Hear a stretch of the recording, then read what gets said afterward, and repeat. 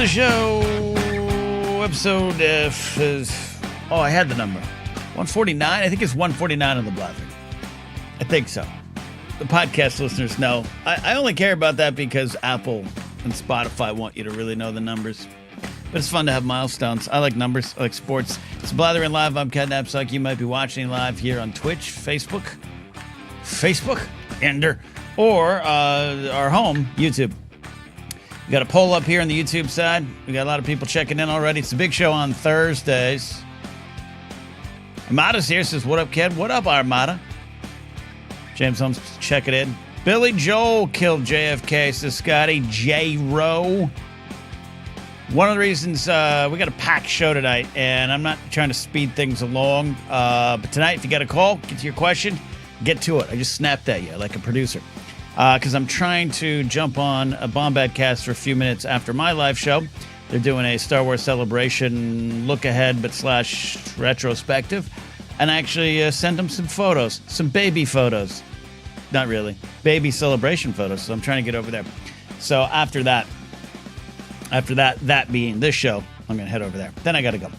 So we are here, and the poll is up on the YouTube side. The poll is this. All right, who killed JFK? CIA, Mafia, KGB, Lee Harvey Oswald, acting alone? You could say in chat all of the above or a combination of the two. I get that. These polls, I only got 4 options. But I want to know. So I did... I was fascinated by the JFK files being released.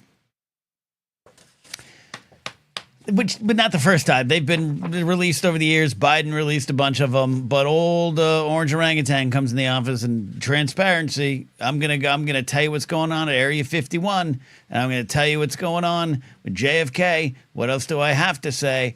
That's what he's gonna do, and I love the obsession by many of the people who put him into power and are paying the price in some way or another right now. But they put him in the power because this is it, man. Drain the swamp, get all the secrets out. And there's secrets. We know there's secrets in the government. We know it doesn't run effectively. We know there's waste. A lot of what they're doing isn't uncovering that, and it isn't cleaning up that waste. Blah, blah, blah. Conversation for another time. But I'm obsessed with the idea that they were like, Trump's in office again. We're going to find out about aliens. We're going to find about those drones over New Jersey.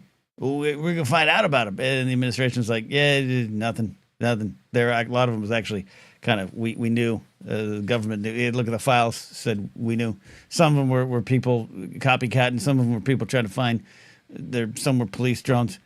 Yeah, everyone's up in arms on that. I'm waiting for an Area 51. As much as I just do not like the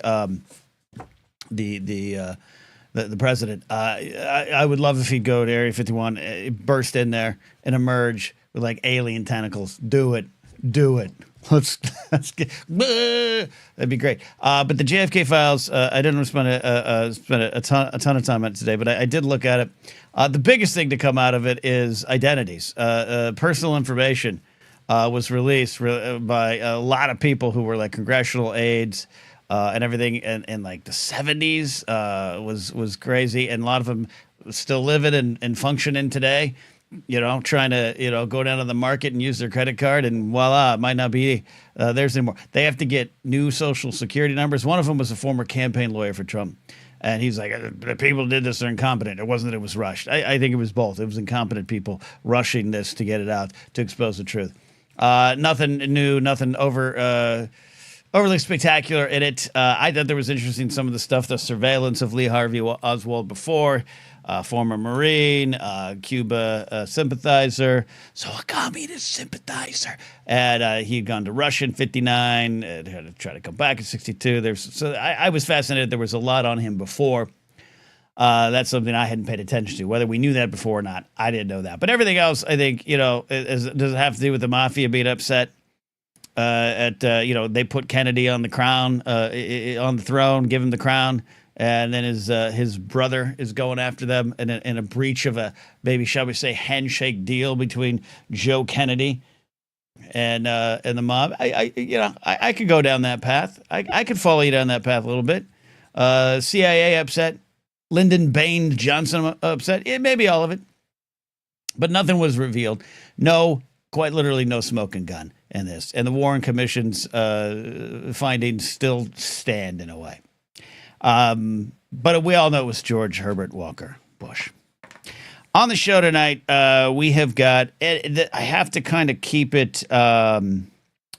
It's an open. We're not. We don't have an open forum. We actually have a lot of segments.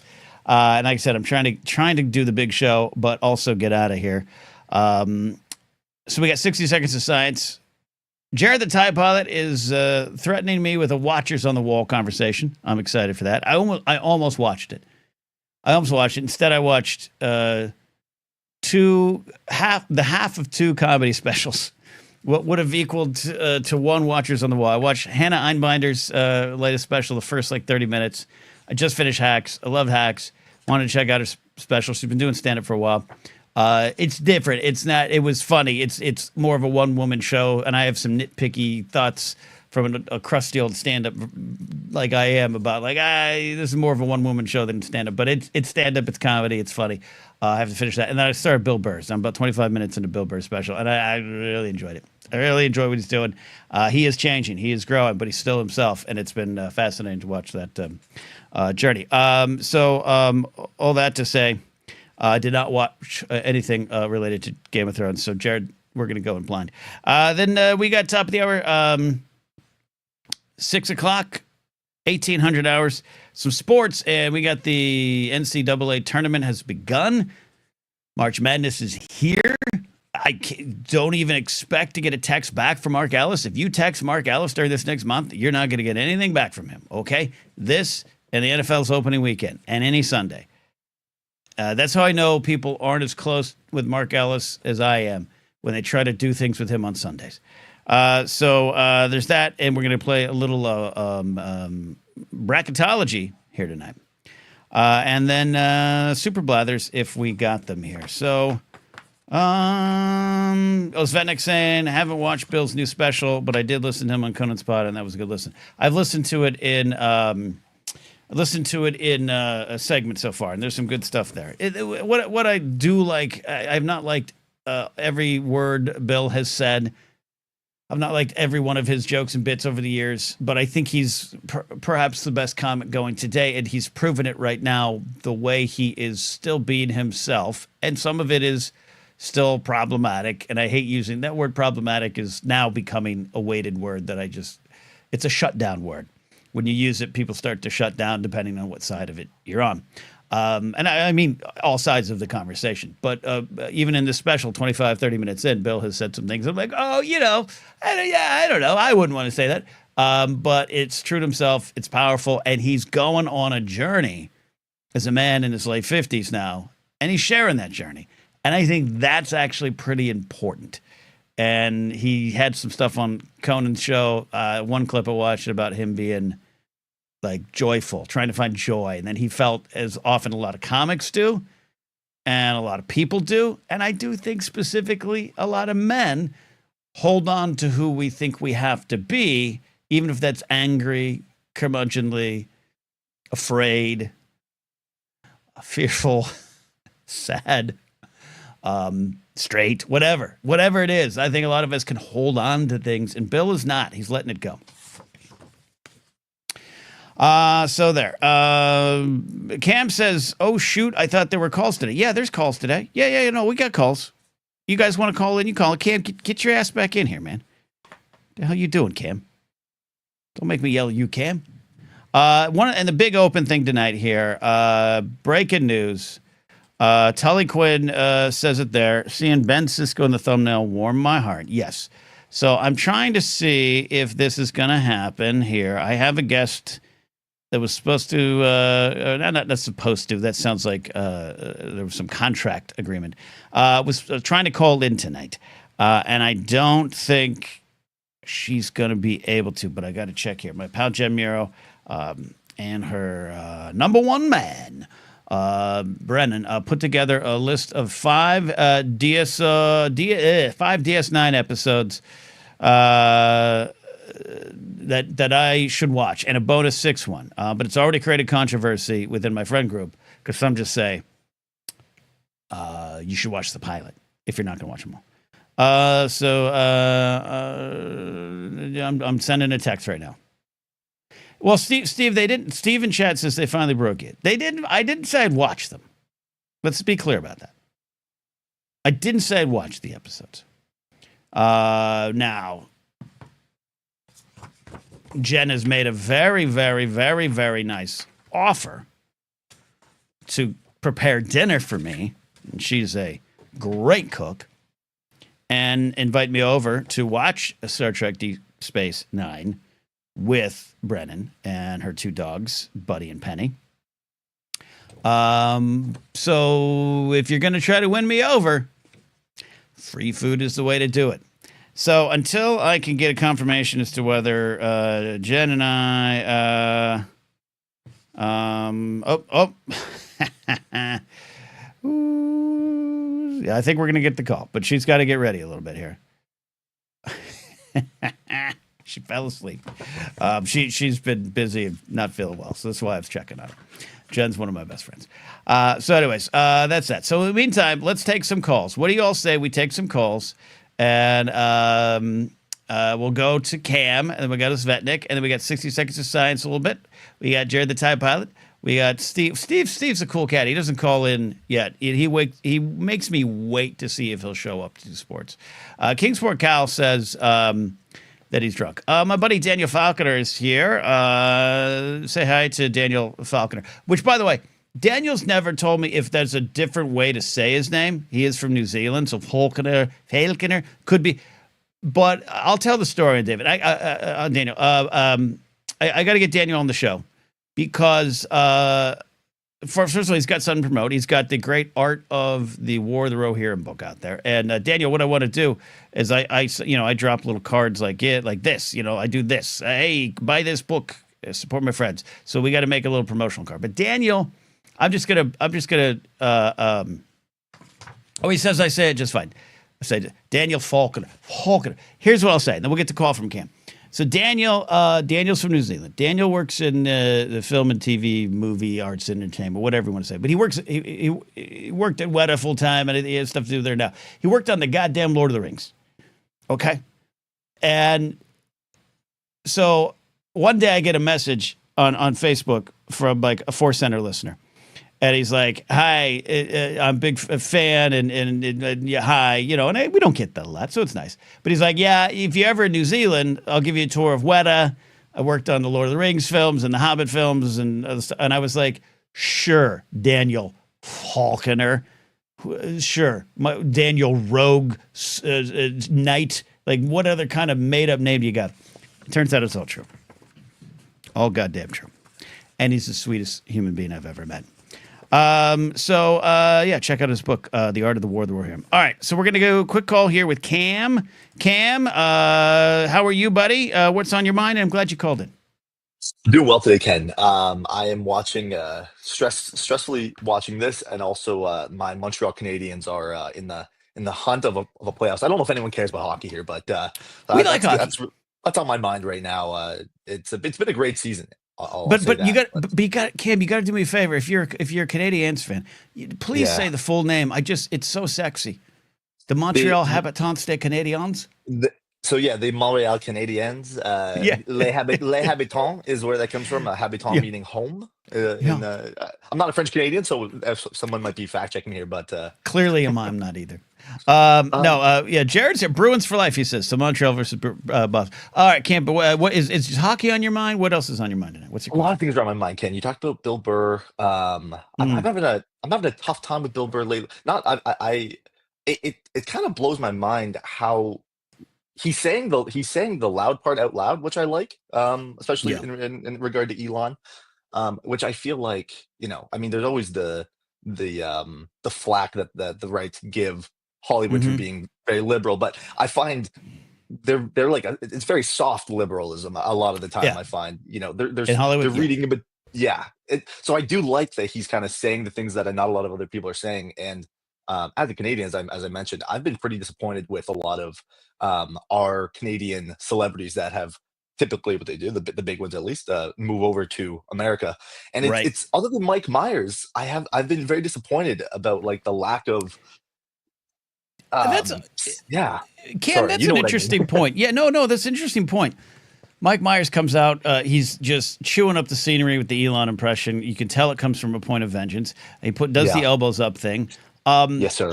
I know there's a lot of people in Canada and in the halls of governance there that are concerned, upset, and take Trump's words at this point real. I think even myself included took the first time Trump said let's take over Canada as like I mean, look, the guy says a lot of things, but that can't be real. Yeah. And no, and I still don't know how like how it would happen, right? I know. Are you and I going to be on a battlefield together? Like, Right, like that. opposite side. Yeah, I don't want that, right? I mean, also I just think about the amount of people with there's so much family.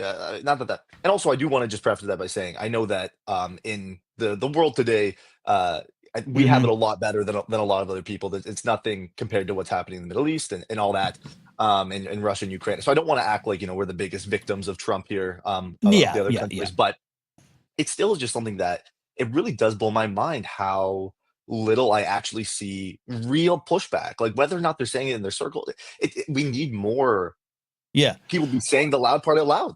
There's a lot of Canadians in entertainment, and obviously I know Vancouver's a hotspot for production and has been over the years. I don't know if it still is right Yeah, now. Who knows? But yeah, yeah, I agree with you. I agree with you. You and maybe there is that I'm not seeing, but you're plugged into it. But I'm with you on that, and I think it's unfortunately been a slow burn of he's serious. Okay, so hopefully it picks up. and to tie this back into hockey before I let you go, Ken.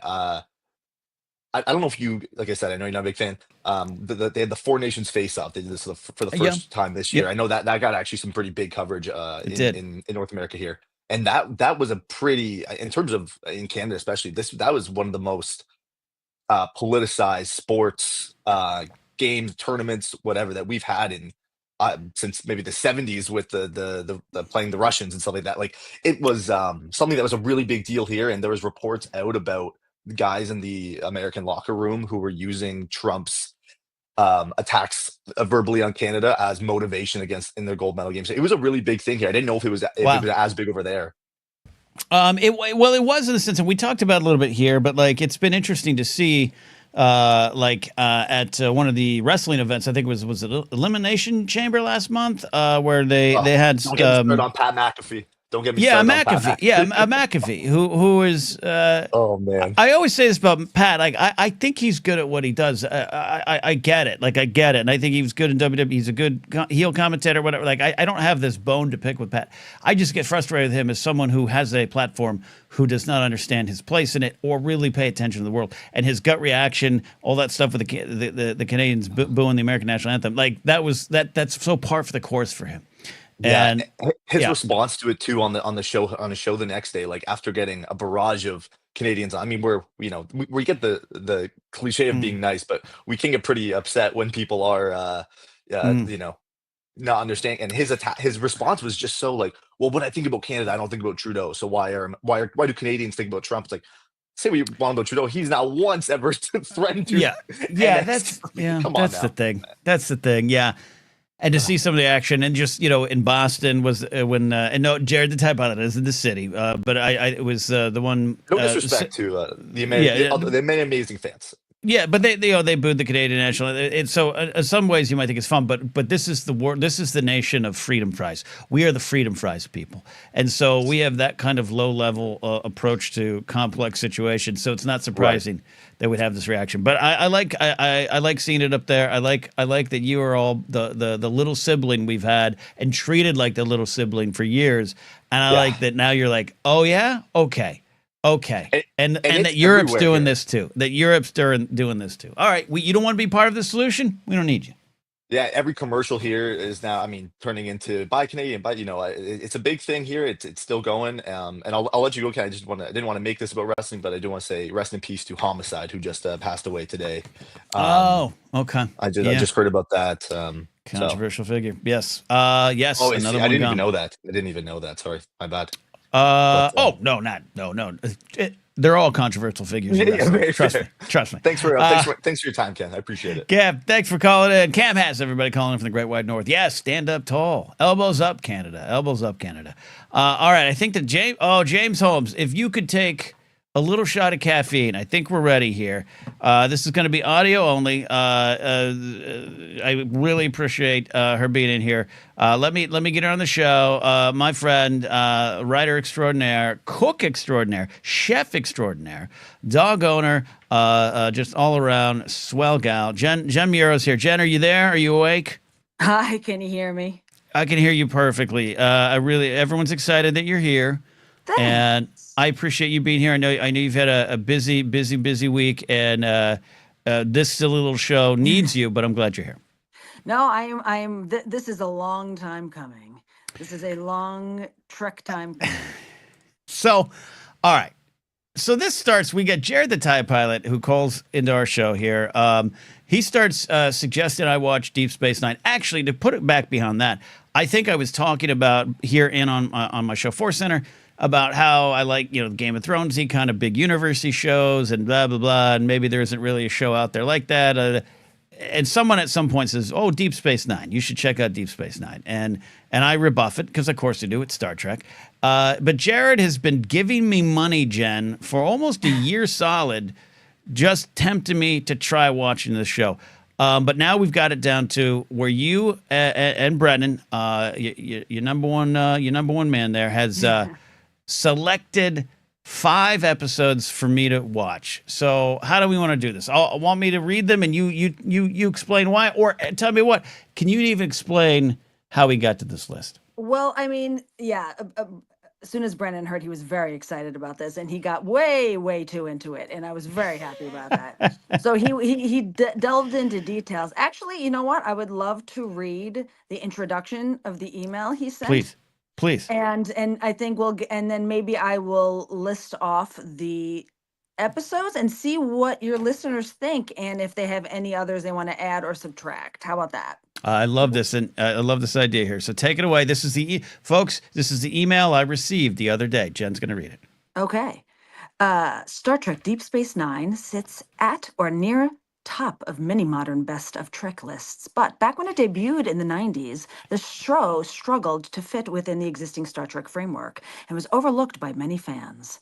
For some, it was the static location. Set on a space station, the show lacked a traditional Federation starship like the Enterprise to go gallivanting around the galaxy with. For others, it was the grittier, darker tone or consistently heavier themes and greater moral ambiguity. Fortunately, these qualities rewarded fans who stuck around with longer story arcs, deeper characters, and an overall more interconnected narrative. Unfortunately for the task at hand, DS9 is notably more difficult to understand via a mini tour of 5 or 6 episodes than its 90s Trek siblings. Of course, we're not going to let that stop us. And so here is a list of some of the very best episodes DS9 has to offer. Episodes were chosen both for their quality and for how they highlight many of the show's key themes. And oh, dear Ken, I know how you love your themes. You know I love my themes. It's a theme party. First of all, that's a great intro. That's a great explanation of the show. I'll see what our Trek fans in the audience say about Daniel says such a rich show. And Cam has the same question. If someone who's never watched anything Star Trek, where do I start? Okay, but he's talking about Star Trek in general. Okay. This everyone's excited, Jen. So let's go through these episodes. Okay, well, I mean, I don't think you need the background info specifically about what Deep Space Nine is. Okay, so then we can skip that, and then let's see. So the first episode chosen is in order, in season order. We're going to do season 1, episode 19, Duet. Season 1, episode 19, Duet. Okay. Duet. So yes. What? Sorry, so dealing with cutting out. Yeah. Oh, yes. Sorry, I might be having bad internet. Dealing with the aftermath of the Kardashian. Is it Kardashian or Kardashians? What's the deal? Oh, it is definitely Cardassian. Oh, okay. Just want to make sure. There's the major, the aftermath of the Kardashian, I almost did it, occupation of Bajor. Bajor is a major theme of DS9, so at least one of the episodes on the list has to focus on. Okay, so it's a story of emotional conflict and explores themes of guilt, responsibility, and the consequences of war. 90s Trek may not have always handled these themes perfectly to modernize, but episodes like Duet demonstrate how DS9 tackled some pretty intense moral complexity. Okay. All right. Duet is a solid start, I people think are that's a saying. great start for you. Yeah. Beautiful acting in Duet, That's excellent great. writing, great choice. Okay. The next episode we picked was season 4, episode 3, The Visitor. Okay. Season 4, I don't know if episode 3, you The can see Visitor. that. That is the relationship between. Yeah, go ahead. Go for it. No, you got a relationship between Benjamin Sisko, now a captain after his promotion, and his son Jake is hugely important to DS9. No episode highlights this better than The Visitor. Okay, so we're getting into parental themes here. Relationships. More emotional. That episode it'll destroy you. It's fantastic. And then we picked the next episode just to be a little lighter because those were pretty heavy. So season 5, episode 6 is Trials and Tribulations, which is a tribute to the original Star Trek series that they wrote for the 30th anniversary, and it's a lighthearted showcasing DS9's playful side. I've heard of the playful side. Okay, so it's got tribbles in it. Okay, season 5. Okay. Then we got number 4 is Far Beyond the Stars, season 6, episode 13. What do you got to say about this one? Yep. It explores the core ideals, pushing boundaries, challenging social norms, advocating for a future of equality, peace, and cooperation across diverse cultures. If you're only watching 5 episodes, one of them has to be Far Beyond the Stars. Okay. Yeah. So, you were not. That's in the text here. Oh, that is a demand. Okay. Because is it the core ideal things? What jumps out to you in this one? Far Beyond the Stars. Well, I mean, I think it's just trying to pick out of all of these seasons. It's like you just gave us a hard task, man. Like you were going to do it's a hard 3, task. and Brennan was like, that's not going to happen. He has to have 5. And if he despises it, he can stop at 3, but do it in this order particularly.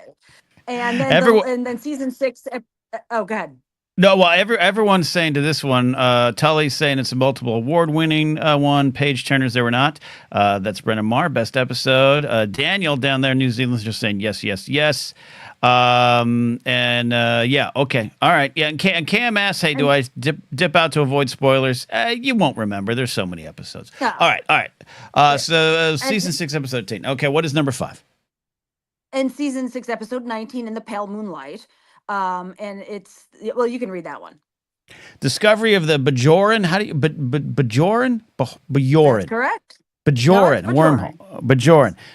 Way back during the series pilot. Oh, so okay. Let's go talk about the pilot. Meant that the Alpha Quadrant, i.e., the part of the galaxy where the Federation, Klingons, Bajor, and DS9 reside, was for the first time connected to the distant Gamma Quadrant, i.e., part of the galaxy unexplored by the Federation. After several seasons, this eventually leads to war with the dominant civilization in the Gamma Quadrant, the Dominion. At this point in the story, the war with Dominion is going to be going badly for the Federation. Captain Sisko struggles with ethical compromises as he grapples with the moral ambiguity of warfare. Oh, okay.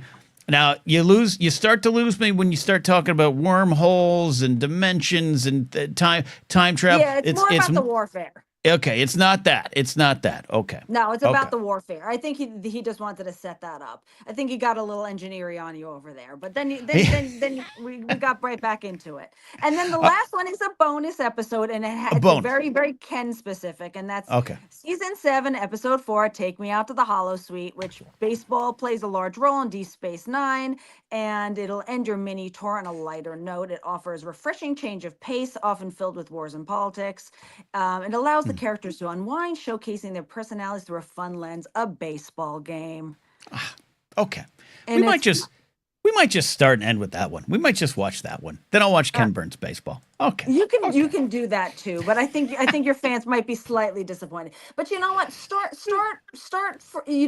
3, and if you just can't do it anymore, go to the baseball. How about that? Well, so one of the controversies this list has raised, and not by you or Brennan, but by me, because you're right. I've asked Jen for an impossible task. How do you take what is this, 7? It's a 7-season show? Yes. And like 30 as like 20 episodes a season, or maybe Yeah. even back then, Yeah, we're how it was. talking the old times where every year you'd get 22 to 30. Yes. It's like me saying, hey, here's the 3 best Gilmore Girl episodes that you need to watch. It's just too many to choose from. So one of the controversies is nuts to this list. I've got to start with the pilot. But pilots are often some of the worst of the shows run, unless it's Cheers. So, Cheers. So, what say you to that? Do you feel? Me and Brendan argued about that. That's funny because I was Ooh, like, he should probably see it, but he's like, he was like, but then you have to do part 1 and 2 because it's a 2-parter, so that knocks 2 off. So he didn't want to necessarily do that, and he said it was a very good pilot in his mind. okay. So, It could be. I'm not. But you're a TV writer. Those pilots are so they do a lot of heavy lifting. they do a There's lot of heavy yeah, lifting, and there's just much more. I think the argument to pick these instead was your love of themes and morality, and just asking tough questions, yeah, and then throwing some just fun stuff about what Deep Space Nine is about, like Trials and Tribulations. They do a 60s thing, and they had this very cool like special effects they did in that episode to make the DS9 characters fit in the 1960s, and it's really pretty, okay, and it's super fun. And this was before a lot of the technologies we have now, so they did a yeah. really good job. So that's why we picked this instead. Look, this is a great list. By the way, I think we could turn this into like an article for a Valnet owned pop culture website and get Brendan like $15 cash money as a published pop culture writer. Done and done. But so we're gonna keep this list. I don't know where I'm gonna go with. I keep joking with like I don't know if I'm gonna. I don't know if I'm gonna watch Deep Space Nine. But to see how much work Brendan put into this, it would be weird for me not to. So I got 2 final questions for you here. One is well, they're both serious, Jen. You know me. First question: you have said that you would host me you'd cook dinner for me to Yep. watch an episode of DS9. What kind of dinner would we be having? You, me, Brennan, the dogs. That is a good question. All I know is rum would be involved. Rum would be involved. You 'Cause know you'd the need way some to my heart. rum. Yes. You need a rum and diet. That's a given. After that, I mean, I would go Italian, but you tell Okay. me if there's something specific that you'd prefer. I mean, we could do Bagel Boss. We can just have sandwiches. Look, Little Long Island sandwich. I've never had a meal with Jen Miro that's gone bad. So I know Dealer's choice. Brennan's a great cook too. So I don't know, but you fire up that pizza oven you got, and you I start could do firing that. pizzas straight out of the oven into my mouth, and we Yep. watch some Star Trek. Okay, all I right. think we I'm might getting there. have to do it. Just for more curiosity, everyone's got it. Like, no, now. Yeah. Yeah. Well, some people, but here's the other thing. Some people really want me to keep the bit going of never watching it. Oh, Which, look, it's a bit, but you know me. Eventually, I'll get to like. I didn't. People for years told me to watch the Battlestar Galactica reboot, and I was like, nah, I'm good. Matt Key sat me down and was like, you need to watch this. I was like, I'm good. And then I watched it and I loved it. So that's usually what happens in my life because I'm an a-hole. Final question, Jen. Final question. I'm going to put you a little bit on the spot. You are a Star Trek writer, okay? yes. You've written Star Trek that is out there in the world. People in this chat have seen your work. When you're writing a starting to write a Star Trek episode, is there one core thing that you feel you need to have as a writer for Star Trek? Is there something you're looking like this makes it Star Trek? I think that would be hope and a positivity, even if there's dark themes involved. Yeah, I think that is a important, and not to get too dour, not to get too hopeless. I think you have to. That's what you bring to the table with Star Trek, and yeah. So I mean, I guess you could do that for a lot of different shows, but I mean, I think that's one thing I love about Star Trek more than any other of my sci-fi shows that I've written, which is Yeah. just it's a place I'd love to live in. Not that it's perfect. Yeah. The Borg suck. There's danger out there, but like, Yeah. if I had to pick a world, it would be in the Star Trek world. All right, I love it. And if the people out there were to watch the best example of Jen Star Trek work, what episode would you throw them to? I would probably pick episode 209 of Star Trek Prodigy season 2, where there's a lot of big reveals and fun stuff and epic and adventure and fighting and pew pew. So Speaking to my heart. yeah, There you have it. There you folks. Prodigy episode 209, second season. And I remember I was sitting on some major scoop spoilers for a long time. that's true. You were a good boy. I knew what Jen was writing, and I didn't say a word. Jen, you know I love you dearly, and I appreciate you taking the time out of your busy day to call in and really our listeners here were our friends were really excited to get to this. So I appreciate Oh, it. I'm so glad. You got it, babe. All right, go rest up. Okay, All bye. right. Jen Muro, everybody. Check out Jen Muro, official Jen Muro on social media, official Jennifer Muro. One of absolutely the best cooks, chefs, kitchen makers of dinners I've ever been around. So there you go. Great stuff. Isabel says, great list, Jen and Brennan. So, all right, there you go. That's the choices. Do you have any alternates? You guys have put them in there. And the big question is, do I just have to watch the pilots 1 and 2? Is that just the way to do it? Would I miss over that list jumps ahead a few years? So would I be lost? Would it be pointless? We'll see. James is good. James got to stay up late. Prodigy is on my watch list. Just moved it to the top. All right. We've got Jared talking some Game of Thrones. We got sports. But before we do all that, you know what time it is. It's Thursday, roughly around 5:30 in the p.m. in the best time zone in the world, the Pacific time zone. And we are going to be doing 60 seconds of science with the wonderful Dr. Addie, our professor of smart things. How you doing, Addie? I'm disappointed, Ken. Why are you disappointed? Hit I'm me. disappointed in you. Okay. That's not the first time a human has said that to me. I can take it. What is the reasoning? Oh, everything that just happened. Oh, okay. Is it the Deep Space Nine of it all, or the lack of Wicked? I am a sore loser. Okay, I like this. Well, you like sports. You're a sports fan, so you like to win. You like to win. Mm-hmm. Okay. Well, do you feel you're losing? Because I haven't watched it yet. You what? Sorry, you cut out a little bit. What? I do feel like I'm losing. Yes. Feel like you're losing, but the match isn't over.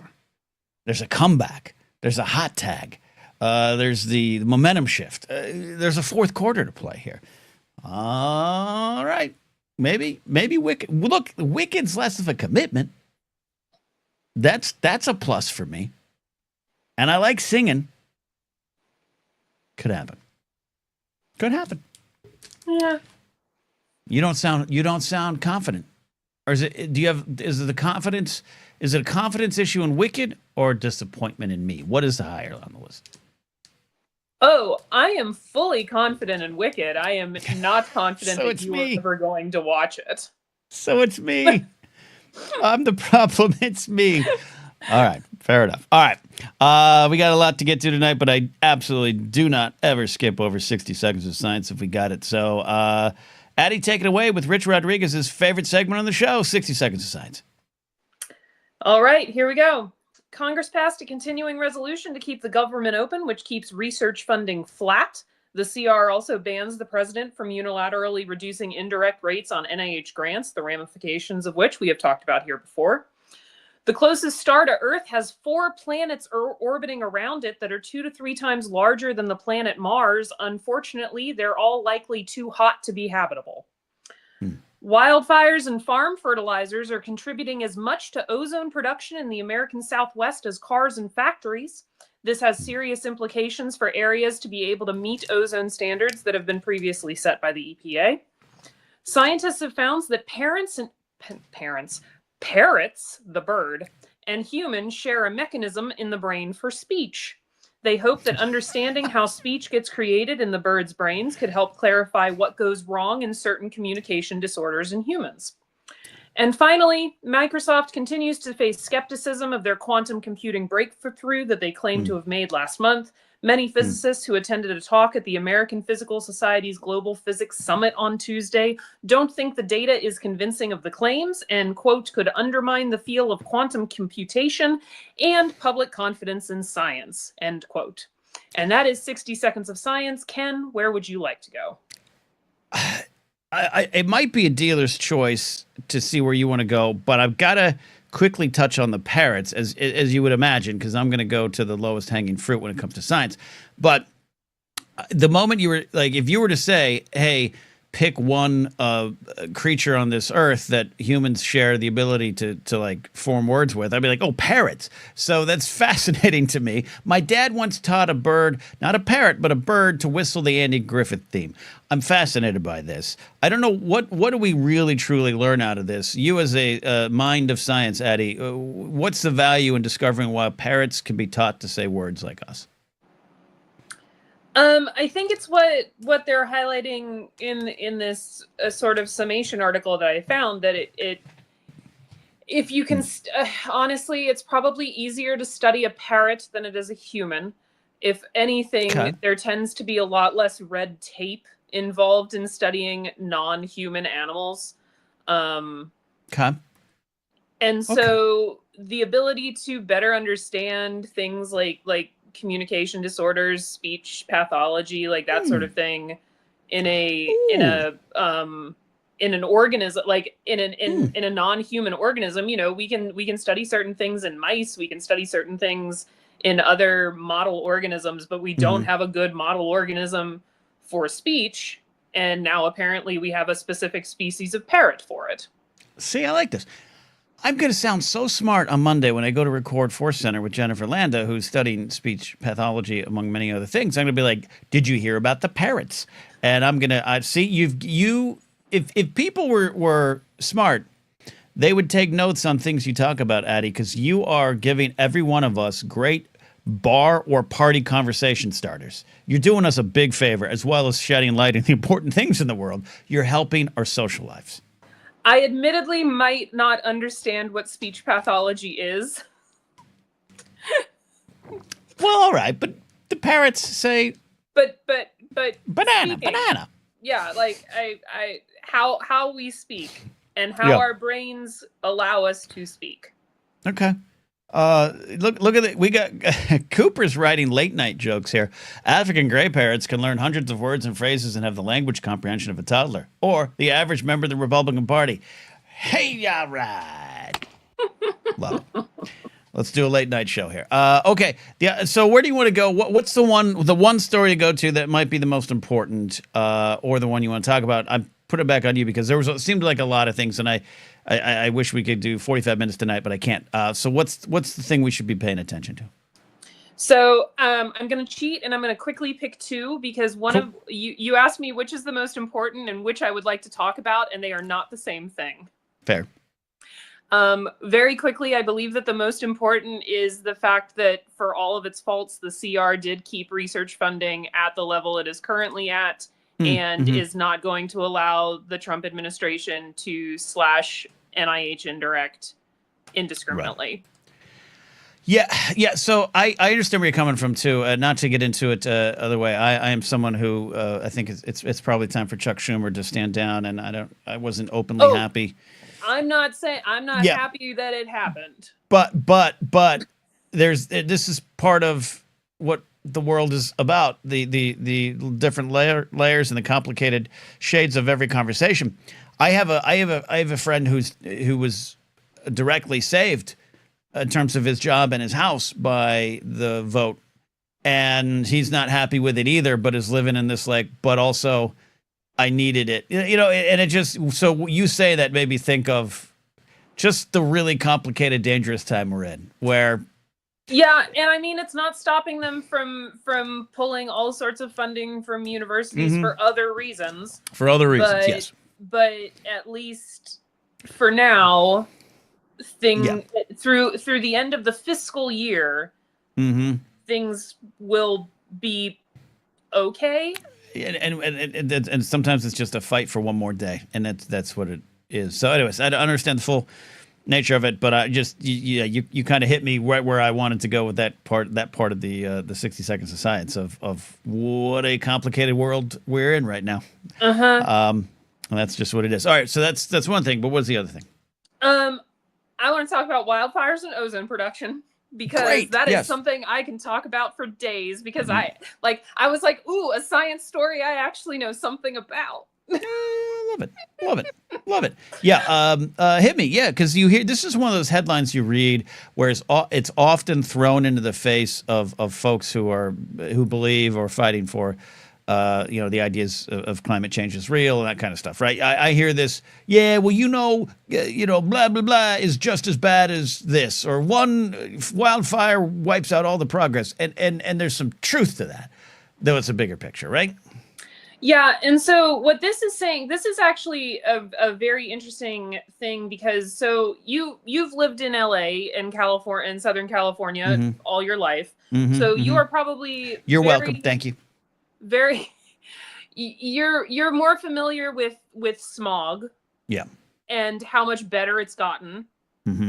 Probably throughout your lifetime. Absolutely.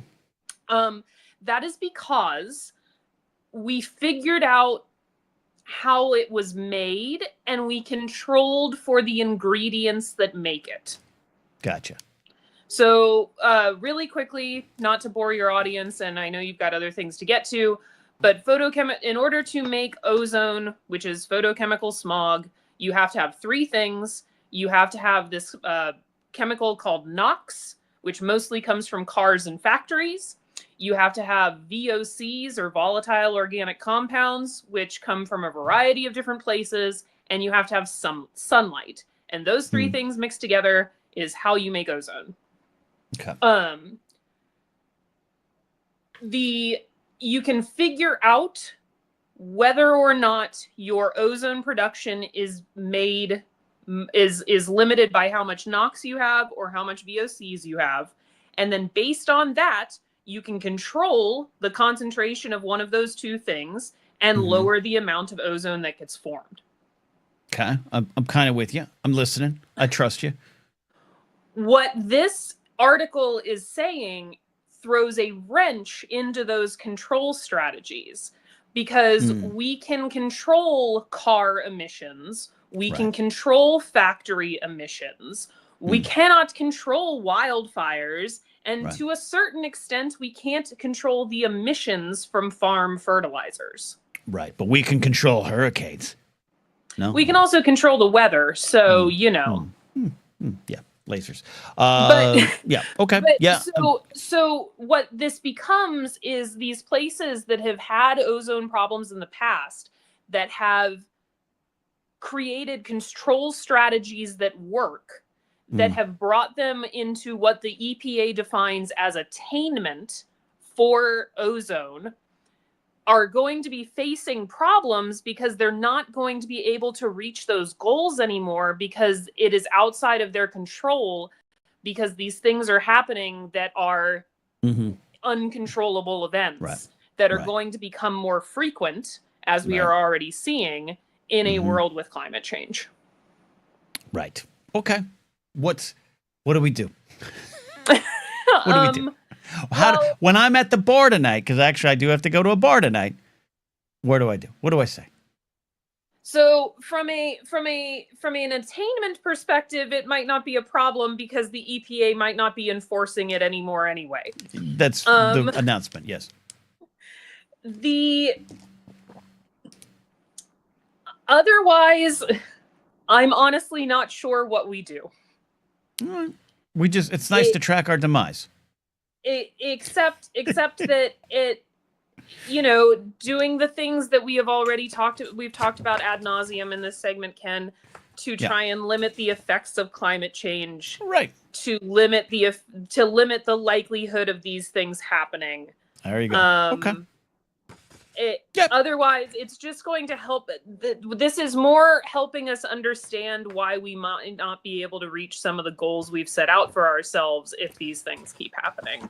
And especially that's valuable if anyone says, hey, look, they didn't even reach their goals. What's the point of this? Cut it all out. Like, that's good, valuable information to have. There you go. That's what I'm going to be talking about at parties tonight. You hit it.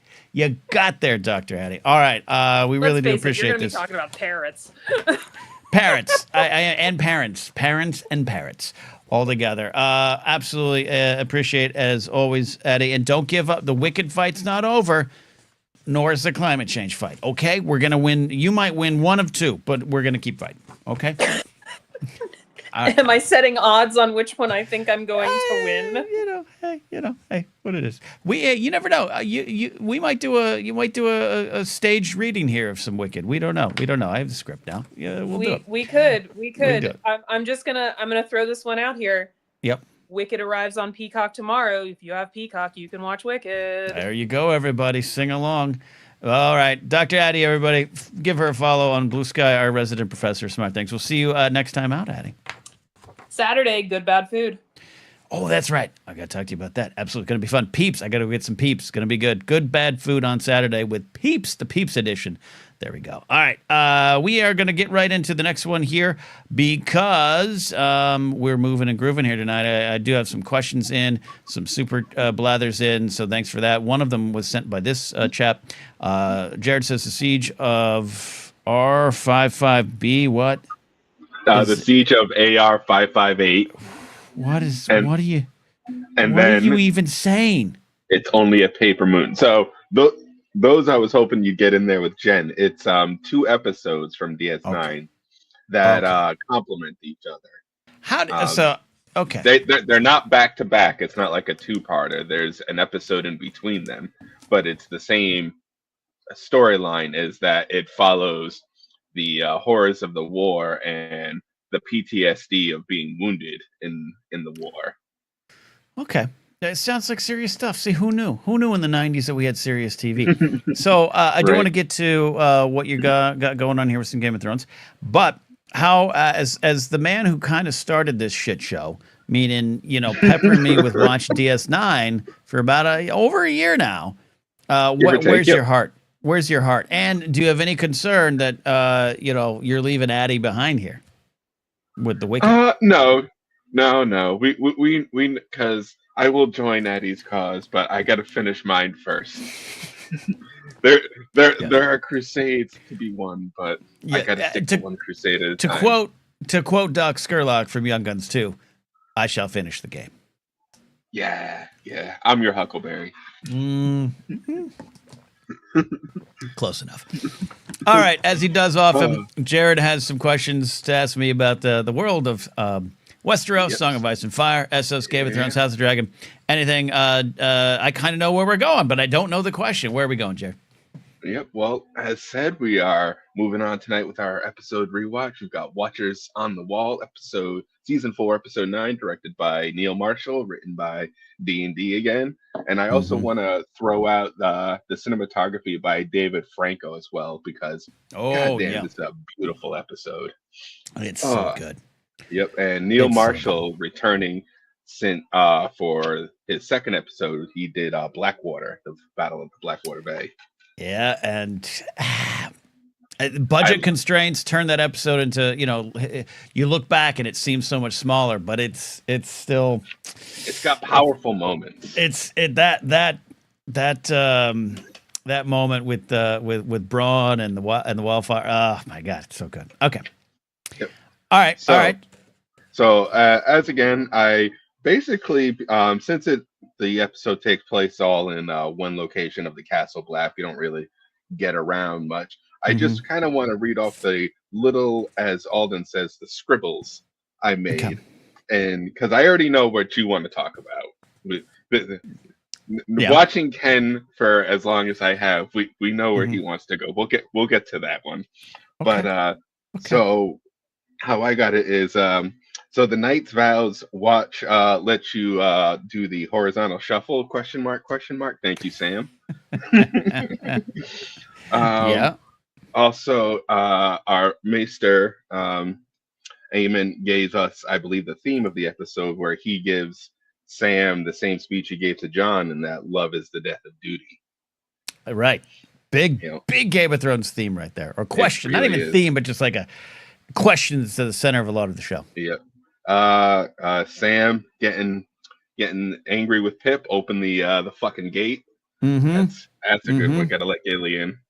Janos Slint being a little bitch and hiding away.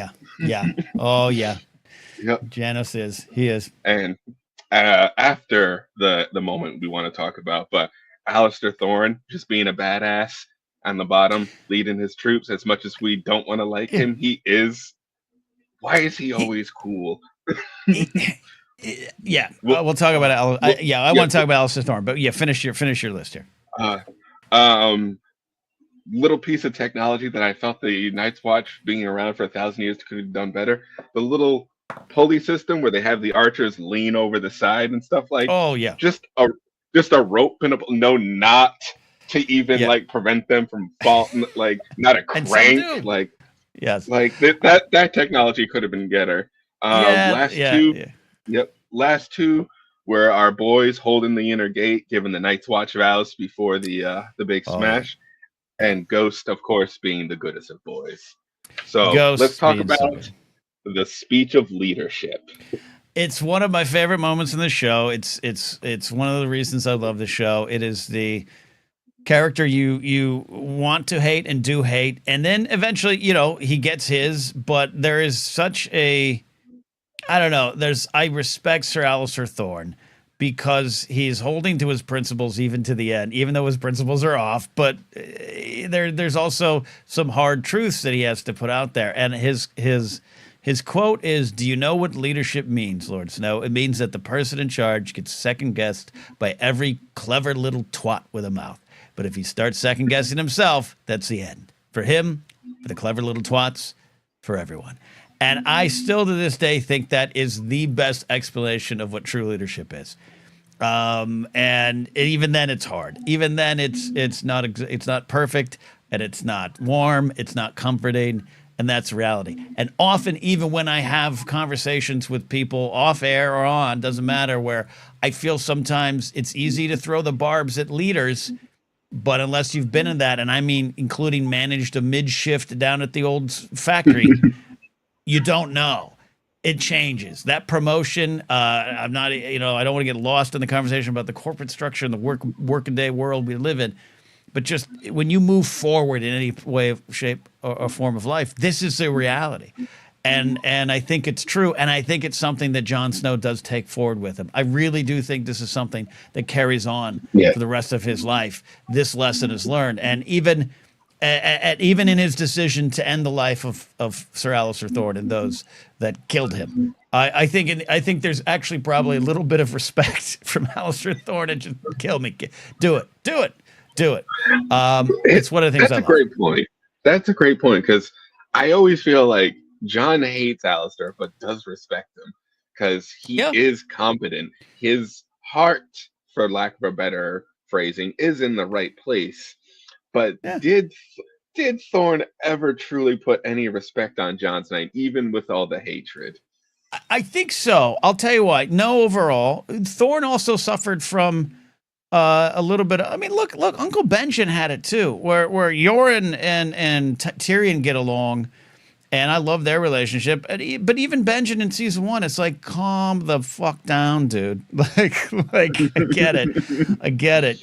You've seen things, I got it, but live a little. Thorne, I think here's my one point where he shows respect for Jon is the Janos Slynt beheading, where Thorne stands, and you think it's going to be a nah, but he stands aside. And I think Yeah. it's even a little bit of this stuff. I think it's Thorne going, he's got to do what he feels is right, and you are a little twat, Janos Slynt. So I mean, you got to go. you're not really losing anything with Janos Slynt there. Yeah.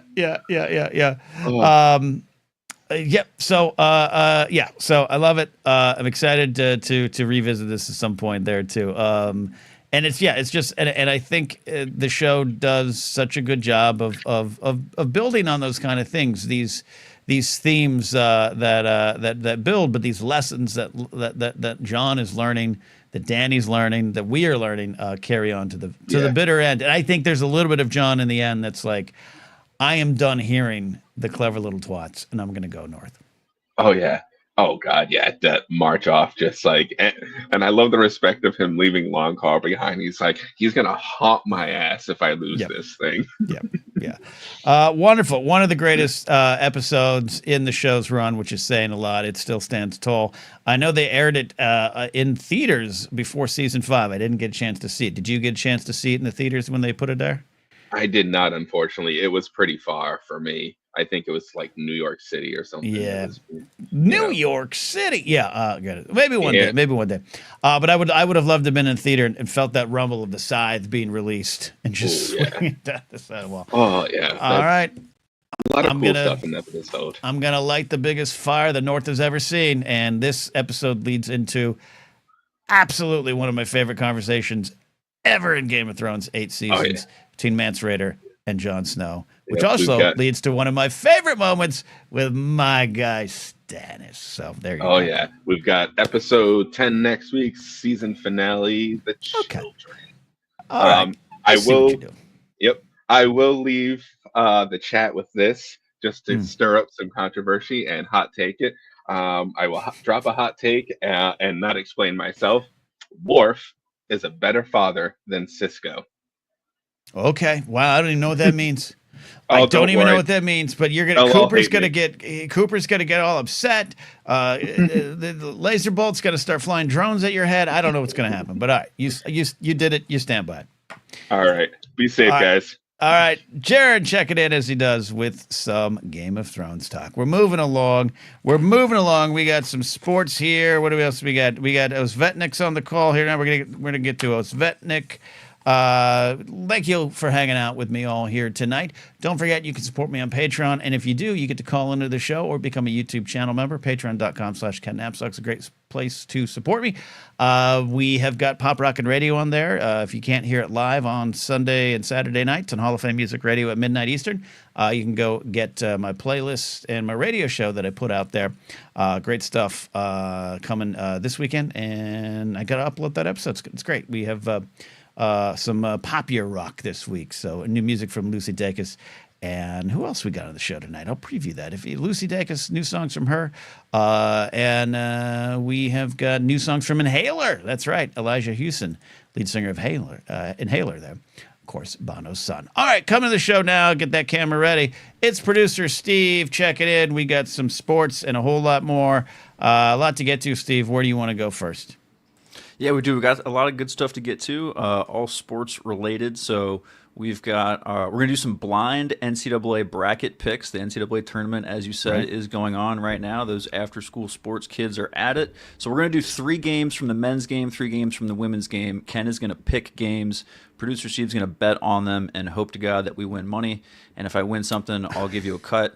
If I lose, I'm sending the mug back. Okay. So, oh, that's right. Steve purchased. I saw this come through. Purchased a Blathering live mug in the shop. pint But glass. you also got a pint glass. Did you get the Pint pint glass glass. in the mug? Okay. Okay. yeah, pint glass in the mug. So we'll replace the. I'll have that hopefully for next week. We'll have. Oh, well, good branding. Good brand placement there. Right, absolutely. That's what we're about. Yeah, I'm excited to do this. I have known nothing about college basketball, just like some of you in chat know nothing about Game of Thrones. You knew nothing. So let me talk about some JFK conspiracies before we get to sports there. Do you have a favorite JFK conspiracy story? Not necessarily, other than all of just like the. Not necessarily. I've read a book that involved JFK that was like mostly about JFK and other people, just kind of around like the Cuban Missile Crisis and all that kind of stuff. Right. So like I've heard a lot of like the the Marilyn Monroe stories and the bad back and swimming all the time stories and having all sorts of like guests and things like that that he was up to. But I don't know anything like This is why I asked, like, if you have anything about, like, especially about his assassination. I don't have any, like, good stories or know anything about, like, the dirt on what do people think happened that wasn't Lee Harvey Oswald. So, because that's what I voted for in the poll. I have spent a lot of time on it, but also not a lot of time on it, if that makes sense. Like, especially even at my last job, we touched on it. I didn't dive deep into it. It wasn't the script I had for them, so I didn't do a lot of research. So it's a lot of passing bar knowledge, right? It is like, well, but... I've been to Dealey Plaza. I've been there. Did the touristy thing out there, and it's tiny, right? It's tiny. I'm like, he could have hit. But one of the things that's in this report that was released, one of the many pages of reports, along with the social security numbers of pretty much everyone involved, is that Lee Harvey Oswald, a former Marine, was considered a bad shot. So hey, you know what? Every once in a while, you get lucky. So maybe that's it. I still think he acted essentially alone. I don't know about second shooters. I get interested and my perks up when the mob connection comes in. Just how deep the mob is in our history and a lot of things. Because as a comedy fan and comedian, like up to a certain point in time, if you were in comedy, you worked for the mob. That's why the Frank Sinatra stuff and that great Frank Marshall doc that his company put out a few years ago, about 2015 now, on Frank Sinatra. I highly recommend it. Joseph Scrimshaw recommended I watch it, and it deals with the mob stuff pretty straight on. And that's just what happened. They controlled it, and so for them to be so intertwined with it, I get a little like, ooh, okay, I'm listening. When the mob kind of says, we're a little upset that your brother Bobby is coming after us there, Jack. So we'll see. I don't know much more beyond that. Okay. Yeah, that was the other thing. I didn't see.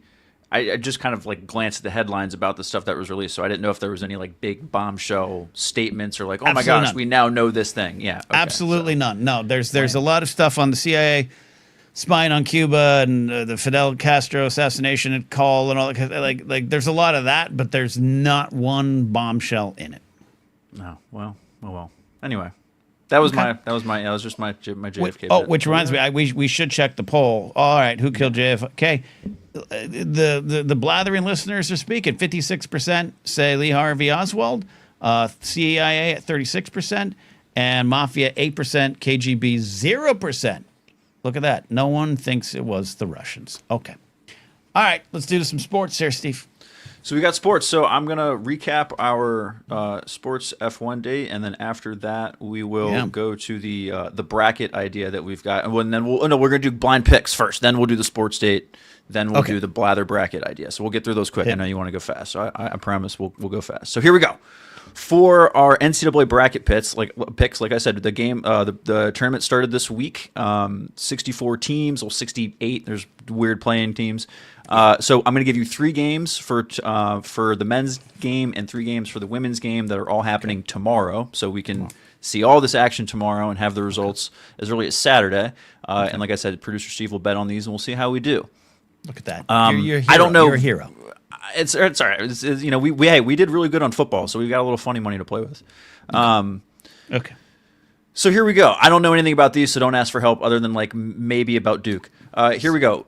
In the men's game, number 14 seed Lipscomb is playing number 3 seed Iowa State. Iowa State is a 14.5 point favorite.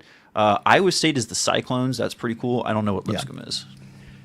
Look, I love when a team like I was around when Gonzaga had their big run, and everyone's like, "What's a Gonzaga?" Now they're like a staple. Lipscomb is not it. It's Iowa. My dad's from Iowa. Well, born in Graz, Austria, raised in Fort Dodge, Iowa. I'm going Iowa here. Take the favorite. Iowa State. All right, Iowa State. All right. Game number 2, 11-seeded Xavier against number 6-seeded Illinois. Illinois is a 3.5 point favorite. Illinois is the 6th seed in the tourney. Yep. Now, you say Xavier or do you say Xavier?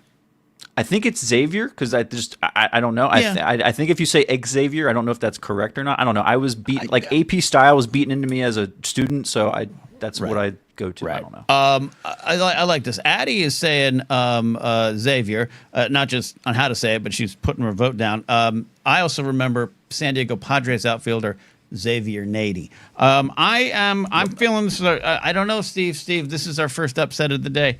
I'm going Xavier too because it's a superhero kind of name, and Illinois, it's just boring. I love that. That. Okay. The game number 3 for the men's game, and I'm sorry for this. This is mostly just because of the point spread. I want to see what happens here. Number 16 seeded Mount St. Mary's, not to be confused with St. Mary's, against number 1 seeded Duke. Duke is a 32.5 point favorite. Yeah. Look, we have our upset at Xavier. It's Duke's. The ghost of Christian Laettner's would not let a loss happen. He's alive, folks. I'm Duke. Put the money on Duke. 32.5 points. Yeah. Okay. Yo, no, it's Mount St. Mary's. Is this a Mount sketch? St. Mary's. This is like a joke, right? This is like the Washington Generals versus the Globetrotters. It's not going to happen for them. They're going to lose. Well, by 40. I have one fun piece of trivia about Mount St. Mary's. They have a player, and this is why I gave you those 2 previous games. They have a player on Mount St. Mary's whose name is Xavier Lipscomb. It just sounds dirty. It just sounds dirty at this point. Okay, so that's the men. Those are 3 picks for the men's game. So three for the Iowa women. State, Xavier, and Duke. Okay, And Duke. Yep, Duke and the big points. All right, here we go for the women. Number 16 seed Tennessee Tech is up against number 1 seed and defending champion South Carolina. South Carolina is a 42.5 point favorite. Oh no. Okay. All right. Look, I was gonna for Kingsport Cal, I was gonna say Tennessee Tech. How is any school with the word tech in their title in this tournament? That doesn't seem right. Like ITT Technical Institute should not be playing against UCLA. So I'm gonna. Here's the thing. Will McLean saying better pick Carolina. Yes, but it's a what's the spread? 42. 42.5 points. This isn't for your bracket. If it's your bracket, they just have to win by 1. But when we're doing picks, you got to pick the points. Yep. 42.5 points. South Carolina's going to win. Okay. South Carolina's going to win. Yeah. Tennessee Tech is going to not lose by 42. It's going to be more like 35 points. Take that. Take that. Bet how you will. Let's Easy go. cover. All right. We're rooting for the 16 seed. I love it. Yep. All right. Yep. Game number 2 is another Iowa State. They're the 11 seed for the women against number 6 seeded Michigan. Michigan is a 2.5 point favorite. Okay. Boring. Michigan. All right. So we're But Iowa State for the men, or Iowa and Michigan for but again, not for the women. Okay. Yeah. So here's the Kingsport Cal saying, "How dare you?" Look, Cal, I actually am showing Tennessee Tech a lot of faith. I think they're going to lose by less than 42 points. That's a lot of faith. That is a lot of faith. South Carolina is really good. They're one of the women's basketball on the college side is just like there's like 2 or 3 teams that are just absolute machines for a few years, and they just mow through everybody. And South Carolina is one of those teams right now. They're so good. So. Some people, Alex C, saying take the 11 seed upset, but I'm putting Michigan down. I'm going to hold that. I'm going to see what we do with this next one here for the upset, maybe. All right, here we go. Game number 3, number 10 seeded Oregon against number 7 seeded Vanderbilt. Vanderbilt is a minus 5.5 point favorite. Okay. This is our upset. This is our big upset. We're going Oregon. Go Ducks. Oregon. Go Ducks. Go Ducks. Right? What is that? Corvallis or Eugene? Eugene. I spent time in Corvallis, not Eugene. Drove through Eugene. Nice place. Yeah, we're going Oregon. We're going Oregon. That's the upset. Take it. Put it, Steve. We're going to win a house off that. I'm not going to bet my house, but we're going to Okay. I'll take a second one if we want to win one. I can. I'll do you a Fair favor. enough. Fair enough. All right. So that's it. Those are our picks. South Carolina win, but Tennessee Tech, they're gonna get there. They're gonna get there within 42 points. Love rooting for a 16 seed. That's great. Michigan and Oregon. All right. There you go. So that's it. And we got a bracket. What do we got for folks out there? So bracket. so we're gonna do our blather bracket, and then I'll do our sports state on the way out. So I'll share a link here in the chat in just a moment, and then I'll give it to you. You can do whatever you want with it. But what I'm gonna do is it's just gonna be a quick survey. It's a 1-question survey to decide what our 4th region is gonna be for our blather bracket for in celebration of March Madness and everybody doing brackets.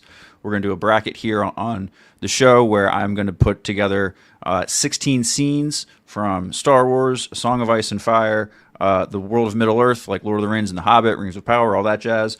And the 4th region, the 4th group is going to be decided by the folks watching. Just fill out the 1-question survey. There's some choices on there. There's a wild card. There's an other, whatever, democracy wins. We're going to try to keep a sliver of democracy alive in this country, Ken, at least in little things like this. We're going to hold on to the dream. Save the rebellion. Save the dream. Okay. Absolutely. Love it.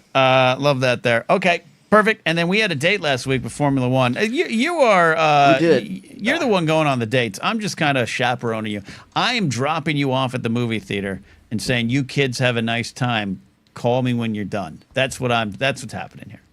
Yeah, but we want to use this opportunity to introduce these sports to the people, and Sorry, I had to set the mood real quick while we're doing the sports day. You know what I mean? We got effects now. We're here. I love it. Yeah, no, this is to encourage, especially while it's not football season. You know, I'm a big football head, but we want to explore other sports. We want to learn, and it's part of, I think, some of the philosophy around a lot of the folks here. We want to, you know, be multicultural and see what else is out there, and be, you know, just have that extra, you know, bit of knowledge. And so we're exploring all these different sports. Love it. And so, yeah, F1 was last week. I'm a big fan of this one. And we had a hell of an F1 race last week. It was hot. It was heavy. It was sweaty in Australia. Lando Norris and McLaren won the first race of the season. That McLaren looks real fast. It was an interesting top three. You had Red Bull and Mercedes in there, so no big team dominance yet. Verstappen, the defending champion of 4 straight times, came in second, but his car, for the first time in a while, doesn't look like it's the best car. So we'll see how the race at the top plays out. But there's a bunch of really good drama and intrigue, even in the middle and the bottom of the pack, because there's like 5-6 rookies this year, folks who are in their first full-time season. So a lot of new faces at the party. You know what I mean? You know, you time pull to up. jump on. You don't absolutely. So yeah, exactly. There's a perfect time to jump on, and really getting into it now is great. Because a Cadillac just announced that they're going to be having a team coming in 2026. So we're going to have another American team. Right now there's one American team, Haas, which is owned by Gene Haas of NASCAR fame as well. And so there'll be another American team. So that's really cool. So get in now, start learning about it. But it's early. Get in early. It was a fun week. What is the number one thing you liked about your time with F1, your Formula One date this week? What is one thing that jumped out to you? Well, I personally didn't have a great time because I'm a Ferrari fan and they did really bad for their standards. Okay. But I was so happy. I was happy to be there, Ken. We're back. You know what I mean? We're back, it's sports are back, baby. We're here. Like there's a race this weekend. They're in China this week. Okay. So it's a whole new ball game every week. So I'm just happy to be back. I'm just happy to be here. Here it is. I picked you up from your date. You're happy. Yeah. You asked him out again. You're going on another date with Formula One. Maybe this time a little fancier dinner, a little fancier coat. I like where it's headed with you two. The way I see it is, I've got a few weeks before baseball starts, so we got to fill some time, right? So we don't have to tell them. And this Formula One does this weird thing where they go off for a few weeks at a time. So Formula One's more of like a side piece fling kind of thing. We dalliance around the world. We jet set around the world. We go here, we go there. But you know, the domestic sports are kind of our domestic partners, if you know what I mean. Yep. Look, whatever happens out of your area code, I'm not asking questions, okay? I get it. Here we go. It's beautiful, Steve. I'm happy for you, too. I appreciate that. You're going to drop that link for the bracket in the chat when you're out. I will. And I'll have it in the Discord if you're in the Discord through the Patreon page. I know not a lot of you are. And it used to, my Discord used to be a lot more active because I was in it every day when we launched it 5 years ago. But we'll put it in there. We'll get some more stuff going on. Thanks, Steve. Thank you so much. We're gonna get that Discord back up. There's some good stuff going on in there. So if you're watching and you're not in the Discord yet, you haven't joined the Patreon to get in that access, get in there, man. We're doing some fun stuff in Discord. You're missing out. So Steve's he's selling it like a champ, like you're a Red Bull on the hood of a car. We do our best. Hey, we're gonna have fun with this bracket. So thank you so much, Ken. Take care. Good. Thanks, Steve. All right, Steve. Sports. We're almost out of here. I did have, again, highlight some of the Super Blathers. Jared, we talked about his. Cam says, sorry, it's in Canadian dollars. Much love. But Cam had a question that when I was talking Star Trek with Jed Muro, I mentioned I didn't watch Battlestar Galactica right away. So Cam asked, did you have to just pretend in front of Katie Sackhoff that you had watched Battlestar Galactica? And the answer was no. I think by then I had started it. I had not gotten to the end of Battlestar, so by the time she was coming on to co-host the Schmoes, and that's about the time I started producing, Battlestar wouldn't come up. I knew she was Starbuck, and I immediately had a lot of cred with some friends. It was really funny. I didn't have a lot of cred in the nerd world when I started hanging out with the nerd world, but about 2010 to 11, 12. But when I started working with Katie, it was absolutely great, by the way. I really love Katie Sackhoff. Ran into her with Mark Ellis about a year ago at a wood ranch, because that's what we do. And it was warm, wonderful. Good to meet her husband and her child. And she's great. Big fan of Katie Sackhoff. Battlestar didn't come up, but I definitely got a lot of cred with friends. But the only thing I ever mentioned, we talked about the Portlandia episode where they did the whole Battlestar stuff, which is great, and I'm a big fan of Portlandia. So, anyways, I didn't have to pretend. I just didn't know the ending yet. So, Laserbolt's been trying to access the Discord for days. If you well, I'll make sure you're in. I think I might know what happened, Laser, but we'll get you in. All right. So that's that. Thank you for those. And we're not quite done here. I got a super blather coming, or not a super blather. I got a call coming in. We got Osvetnik here calling in. He's been waiting patiently since almost the beginning of the show. Osvetnik, thank you for your patience and your presence here today. What's on your mind? Of course. How are you doing, Ken? You know what? I'm having an okay week, a productive week, putting together a big pitch I've been working on with a big podcast company, and need some good vibes from all of you out there. But it's been going good all week working on that. Yeah, we'll definitely send those your way. That sounds great. Mm-hmm. But no, I'm very excited because I've got the house all to myself. Oh yeah. Because my wife is out of town, and my 2 boys are with the grandparents. Well, look at It's you. just me and the dogs.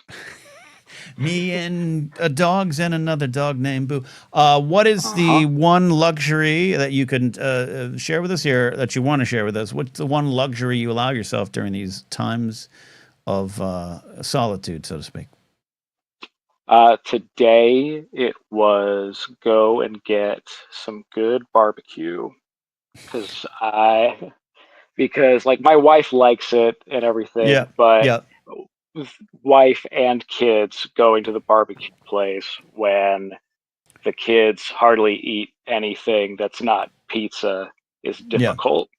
Yeah. Okay. So, yep, got some good Kansas City barbecue today. Sexy. It's sexy. Yep, had a burnt end sandwich. It was wonderful. Yeah. What were your sides? Say them slowly to me. Mashed potatoes, mac and cheese, bread. What were the sides with this? So French fries.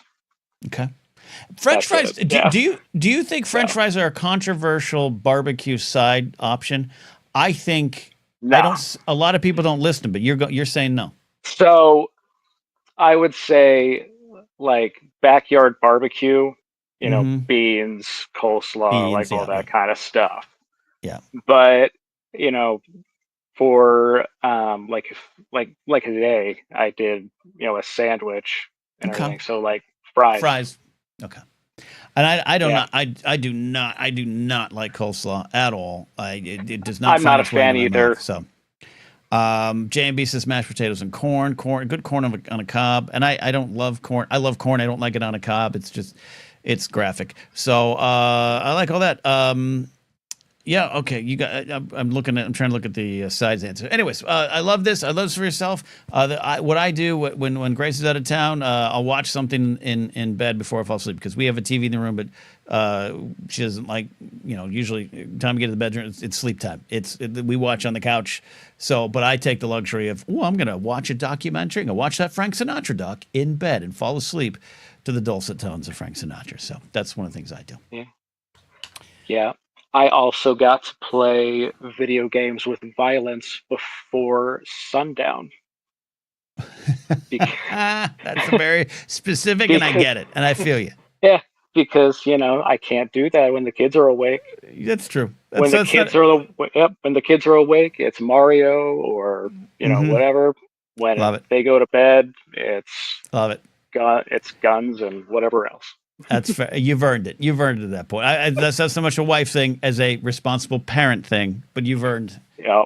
You've earned the violence. You've earned the violence. Awesome, man. I appreciate it. Anything else on the was that your major? Did you just want to come on the show and brag about the barbecue?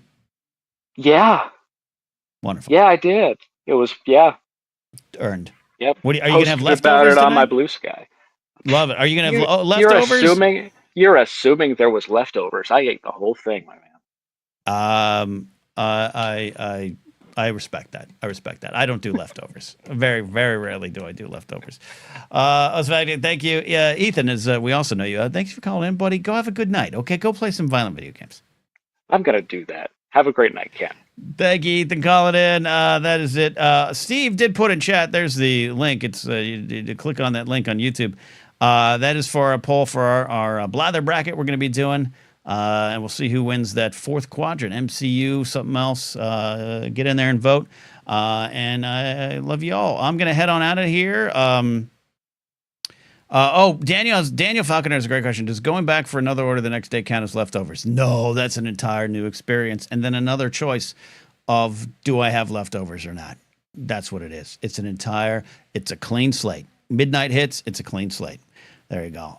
So on that note, I am going to get on out of here. Like I said, I have a lot going on. But also, I'm going to pop over to the Bombad cast for a couple minutes and talk about Star Wars Celebration. So head on over to Scotty and Jerry over there in the Bombad cast. And we'll be back Saturday night. We will have good, bad food. Addie is going to defend Peeps. She doesn't have to defend with me. I'll have some Peeps on air. See you then. Bye.